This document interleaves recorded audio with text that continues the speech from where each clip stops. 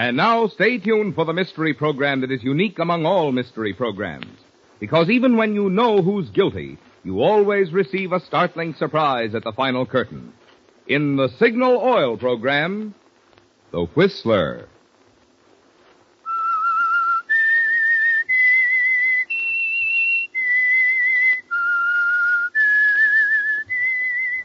S-I-G-N-A-L.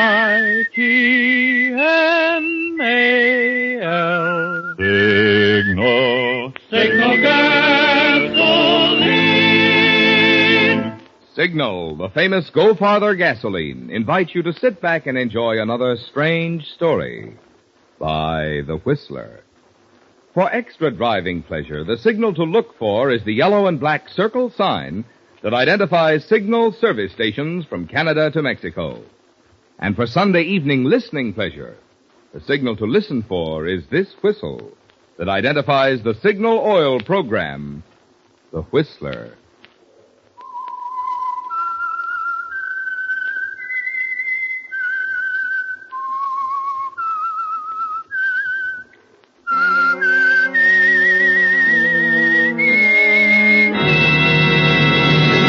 I am the Whistler, and I know many things, for I walk by night. I know many strange tales hidden in the hearts of men and women who have stepped into the shadows. Yes, I know the nameless terrors of which they dare not speak. And now the Whistler's strange story, Ticket to Murder.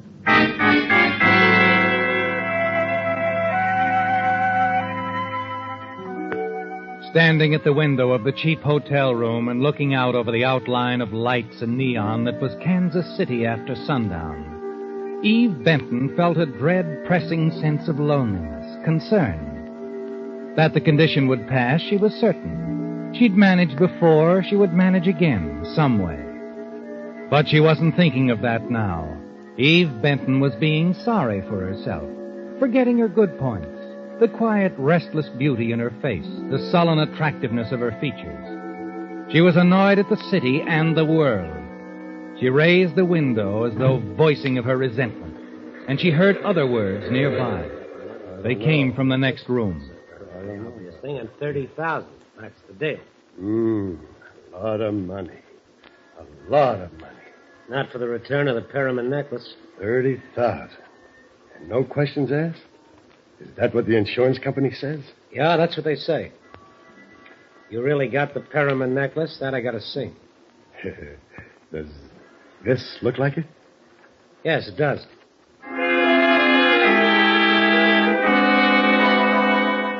You smile strangely, don't you, Eve? Listening in ironic amusement. 30,000, one of the men next door said. They're talking in thousands while you stand so close by, wondering where you'll get the money to pay your hotel bill. You start to close the window when the voices suddenly grow louder and raised in anger. You can't get away with this. I'll worry about that. You just worry about this. You freeze to the spot, don't you, Eve? Your outstretched hand touching the windowsill remains fixed, rigid like a statue, and then you hear someone climbing out onto the fire escape. A man is outlined by the staccato flashing of a neon sign on top of the building next door. He hesitates, glances back at the room he just left. You get a clear look at his face, and then he starts down the fire escape steps. You lean out, see the man drop to the ground and disappear into the shadows of the alley below. You wait, staring, then run out of your room into the hall. The door to the room next door is partially ajar. You run to it and glance inside. A man on the floor, lying very still. He's dead, isn't he, Eve? You're about to turn and run when your eyes fasten on the telephone. Hello? Hello? Desk? Hello. Yes, what is it? Hello? Hello? Answer, please. Hello? You lower the phone, staring, unable to speak because of something you see. Something near the dead man's hand. A wallet, isn't it, Eve?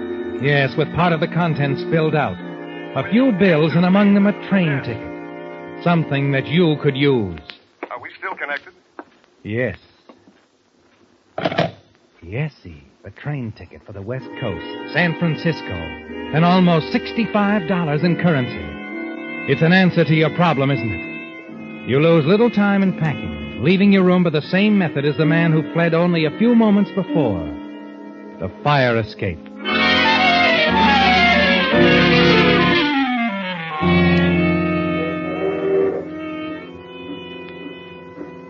Later, as you settle safely back in the seat, the train begins to roll.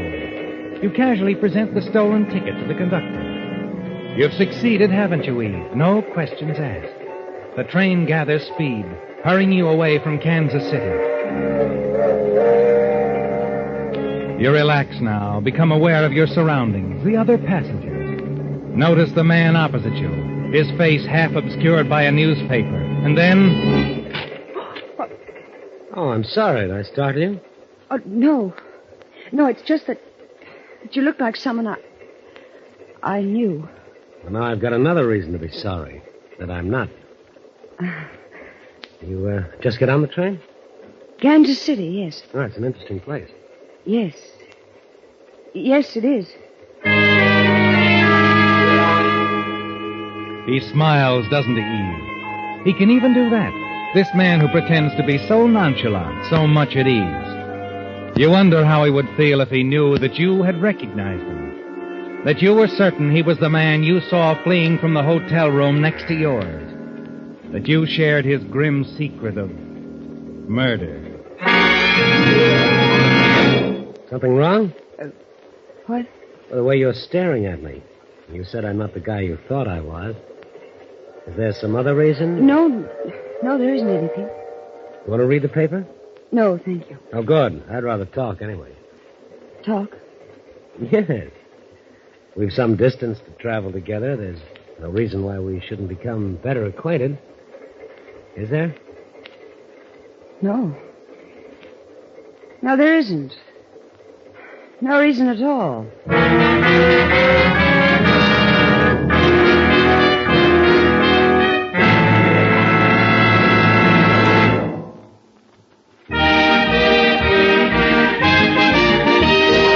Tonight's $20 Signal gasoline book goes to Mrs. W.G. Reed of Long Beach, California, for sending in this limerick. My car seemed to need overhauling. The gas it consumed was appalling. Then Signal I tried, and now when I ride, I can pay for my gas without bawling. Signal, signal, signal gasoline. Your car will go for the gasoline. Our congratulations to Mrs. Reed for her very human way of describing the good mileage you enjoy with Signal, the famous Go Farther gasoline. Too bad there wasn't room in her limerick to get poetic about all the benefits you notice when you switch to Signal. I mean Signal's snappy starting, Signal's peppy pickup, Signal's smooth, silent power. For it's a fact, mileage and performance go hand in hand. If you'd like to enjoy both, then the next time your gas tank gets thirsty, treat your car to the gasoline that's packed with go. Fill up with Signal and go farther.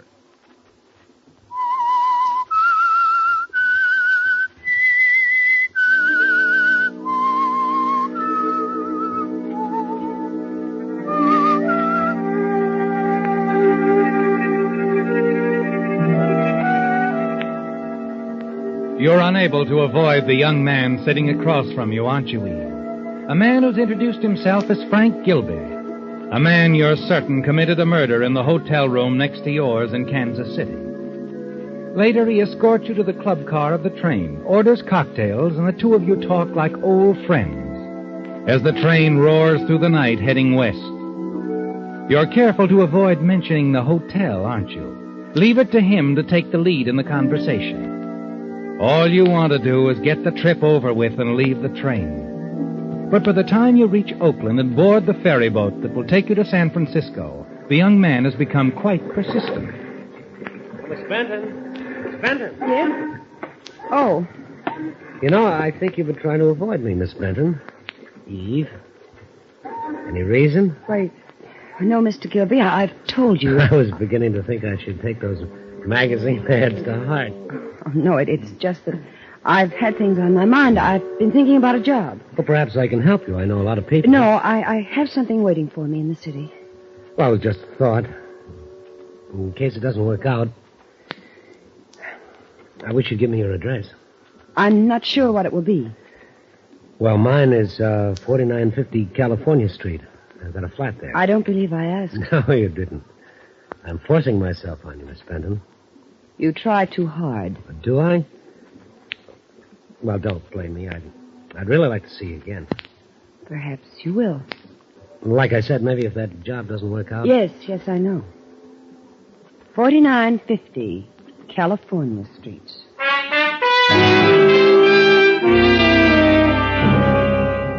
You want only to rid yourself of the persistent Mr. Gilby, don't you, Eve? Finally, once ashore and in a taxicab, you feel he's no longer a worry. You register at a small hotel on Geary Street. Dismiss him from your thoughts. But late the following morning, as you're having breakfast in a small diner, you're listening to the radio, and something the news announcer says sets you to thinking about Frank And in again. local news, the Perryman jewelry case has reached a stalemate, with the valuables still unreturned. According to insurance investigator Leonard Quinn, a contact with an underworld character in Kansas City failed to take place. It has since been revealed that the insurance company has made a tentative offer of $30,000 with, as we understand, no questions asked for the return of the necklace to their representative, Mr. Quinn, or to the home of wealthy Mrs. Evans Perryman in Hillsborough. However... Well, I wanted to hear that. Huh? Oh, sorry, lady. The guy was just about through, though. Well, what was that name he mentioned? Mrs. Evans somebody? Perryman. Mrs. Evans Perryman. Lives down the peninsula. Perryman. I see. You acquainted with the lady? No. But I've heard of the name.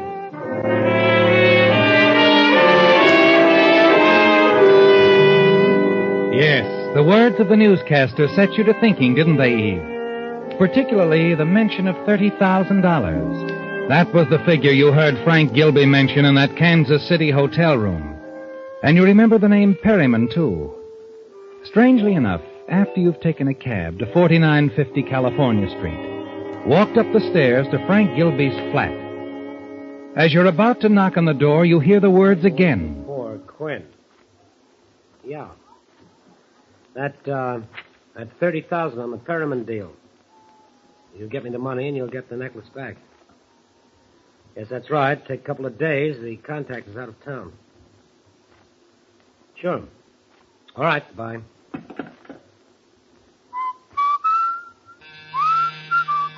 Yeah. Oh, Eve, hello. Hello, Frank. Changed your mind, huh? Thought you'd look me up after all? Uh-huh. Well, how'd the job go? You all set? No, I didn't go there.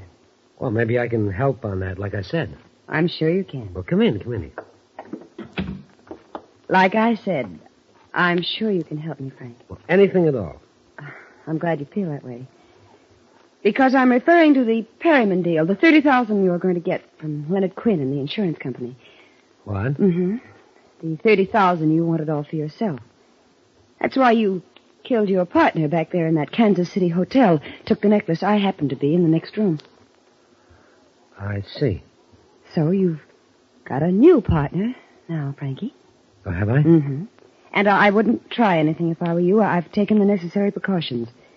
If something happens to me... The cops find out about that little accident in Kansas City, and they come looking for me, right? Right. Well.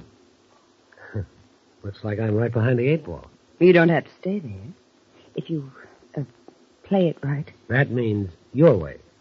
My way. Okay. Have you talked with Quinn? No. Oh, now, Frankie. I think you have. Okay, so I talked with him. He thinks I'm just a go-between. Naturally, you wouldn't tell you'd killed a man to get the necklace. What sort of an arrangement have you made with him? He gives me the dough, and in a couple of days, after I contact the guy with the necklace, I bring it back to him. That's all. Quinn trusts you that much? Oh, sure. I've handled deals like this before for Mr. Quinn. When is he going to pay off? Tonight. Oh, fine. Well, it's all settled then. I'll meet you here after you've collected from Quinn. What time? I'll be back by 9. We'll open a bottle of champagne to celebrate. I'll buy. Naturally, it's your party. I'll see you tonight, Frankie. At 9.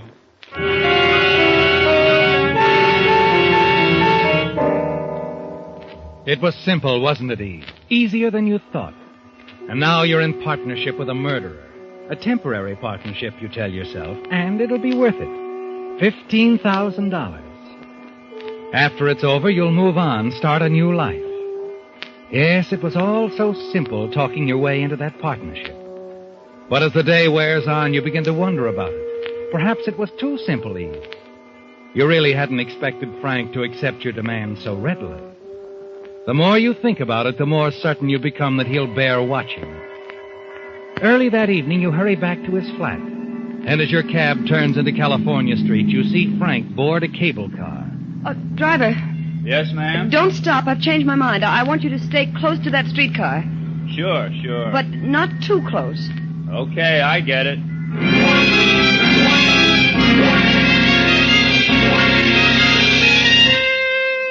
At Montgomery Street, you watch Frank step into an office building. And sitting in the cab, you wait, keeping your eyes on the entrance. A quarter of an hour goes by, and then he comes out, walks back to the corner, hops onto a cable car as it starts the climb up the hill. Driver? Yeah, I know. The cable car. It ain't none of my business, lady. You're quite right, driver. It's none of your business.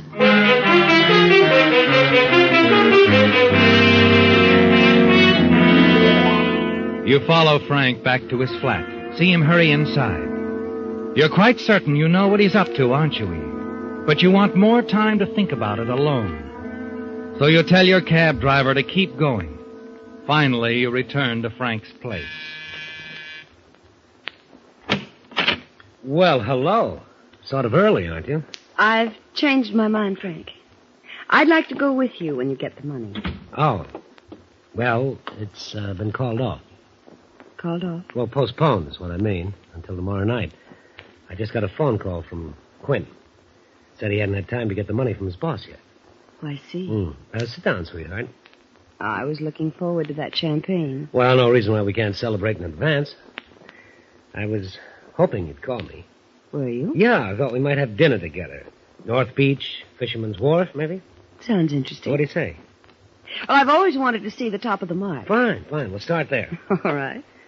There's a nice little restaurant on Broadway I think you'll like. Best veal scallopini in town. I'm sure I'll love it, whatever it is.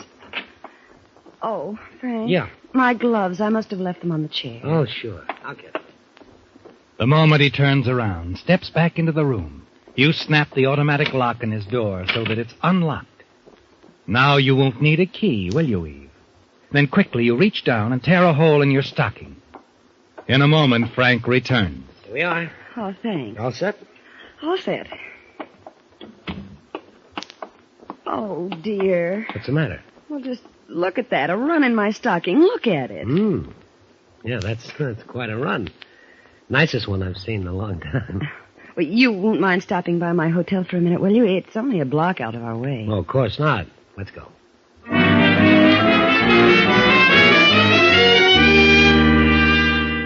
At your hotel, you leave Frank waiting in the cab parked at the entrance, while you hurry inside the crowded lobby and right on out through the door on the other side. You go back to Frank's place a block away, slip quietly into the apartment, find what you'd expected, an envelope containing $30,000 in his suitcase. You put the envelope in your purse. Well, Frank was going to double-cross you after all, wasn't he, Eve? Yes, you've proof of that now. You hurry back to your hotel and go quickly to your room. The whole thing has taken you less than 5 minutes. And now you put in a phone call to the railroad station, check the trains leaving town, and make your reservations. As you hang up the receiver... Yes? Yes, what... I got to wondering about you, sweetheart. Oh, Frank. Well, I'm sorry I took so long, but I had a long-distance phone call from my brother. What, news from home? Yes, and not too good, I'm afraid. My father's had another attack. I'm terribly worried. Well, that's too bad. Frank, about tonight. I don't feel much like celebrating. You understand. No, sure. I wouldn't be very good company. Oh, don't give it another thought, baby. We'll have dinner tomorrow night. All right. I'm really sorry. Oh, sure. I'll see you tomorrow.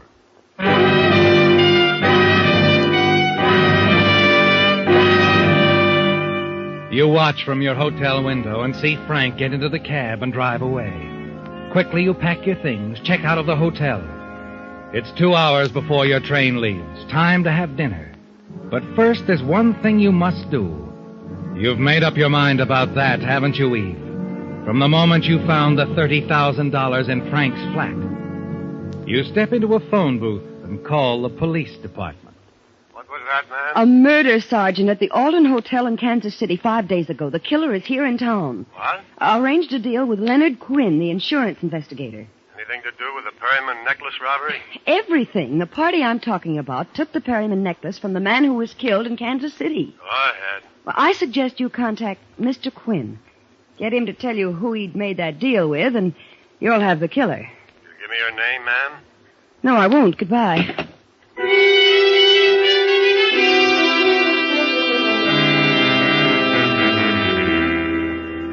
Now you're settled comfortably on the train as it moves out of the station, rumbles through the outskirts of San Francisco.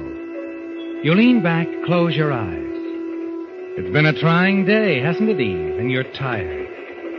As you listen to the rhythmic click of the wheels, you doze off. And then suddenly you're awake again. You're staring at the newspaper headlines in the hands of the man sitting opposite.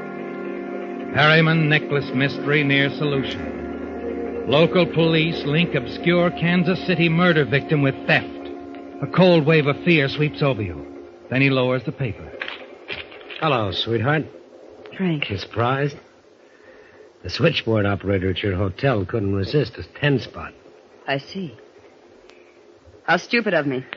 Wasn't very smart of you to walk out with my 30 grand, either. Isn't that what you were going to do? You got me all wrong, honey. I was going to surprise you. I'll bet. Okay. So each of us tried to double-cross the other one. What do you say we call it even and split the money between us? All right, Frank. We ought to try to get along, sweetheart. You have something on me, and I can make trouble for you if I want to. Can you? You're in this as much as I am now. I can always say that you helped me do that job in Kansas City. Our coincidental appearances would make it pretty hard for you to deny. Yes, I guess it would. So let's bury the hatchet, Why not? And after we get back to San Francisco, we can do the town together, baby. Have a lot of laughs. You know, I got a hunch this partnership's going to turn out okay. I was just thinking the same thing. We'll just forget the past. Think only of the future. Right. A bright future, sweetheart. For the two of us.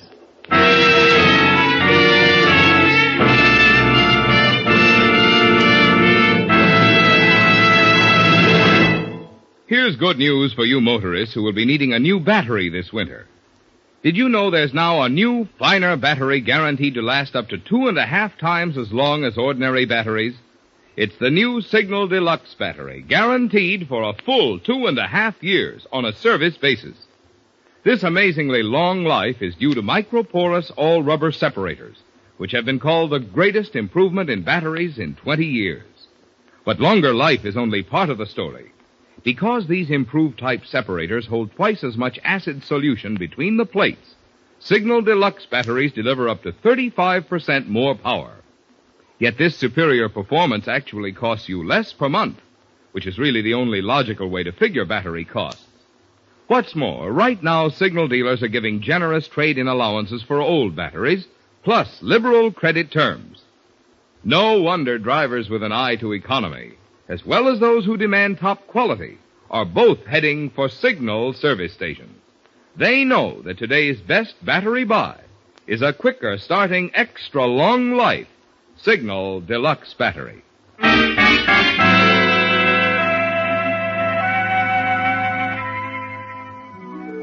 It was a shock, wasn't it, Eve, to find Frank Gilby on the train after you thought you'd slipped away from him in San Francisco.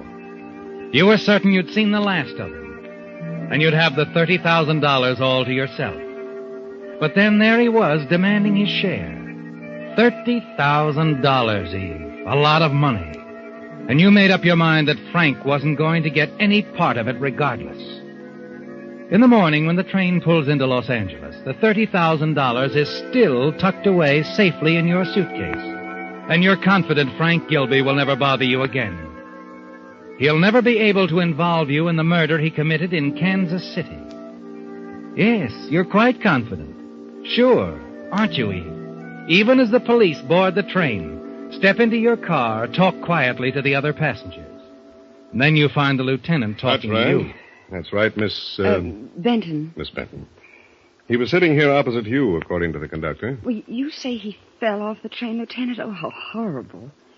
Oh, he seemed like such a nice young man, too. You didn't know him? Well, no, I'd never seen him before. We talked a little, of course, just train conversation. You know. Oh, it's you. Didn't waste any time getting down here, did you? Well, we got to keep our readers up on what's happening in our little old world, you know. Come on, Lieutenant. I want this to hit the next edition. What's with this guy fell off the train? Where did it happen? Just out of San Luis Obispo. And he didn't fall. He was pushed. Uh-huh. Pushed? Why, what makes you think that, Lieutenant? Yeah. What's this all about? The San Francisco police got a tip last night. Phone call from a dame about a payoff. An insurance investigator was making a deal for the Perriman necklace with a party she said killed a man in Kansas City. Oh, another killing involved, huh? Mm-hmm. The insurance man was going to hand over $30,000 for the Perriman necklace. See, then you think the payoff was to be made here on the train? Yeah. Quinn completed the deal all right, because when his body was found, the necklace was in his pocket. Quinn? That's right. The man who was pushed off the train. Leonard Quinn. Well, he told me he was Frank Gilby. Well, he probably wanted to keep his identity covered until he'd completed the deal. I see. If our tip is right, the killer pushed Quinn off the train so that there wouldn't be any witness. Now, wait a minute. You think the killer who pushed Quinn off the train was the Kansas City killer, too? Well, that's what the woman who tipped us off told us. Now, all we have to do is examine all the luggage in these cars and search the passengers. Ah, I get it. And if you find the $30,000, you'll have... We'll have our killer. Ah. Well, Miss Benton, I'm sorry to bother you. But as long as we're here, we might as well start with you.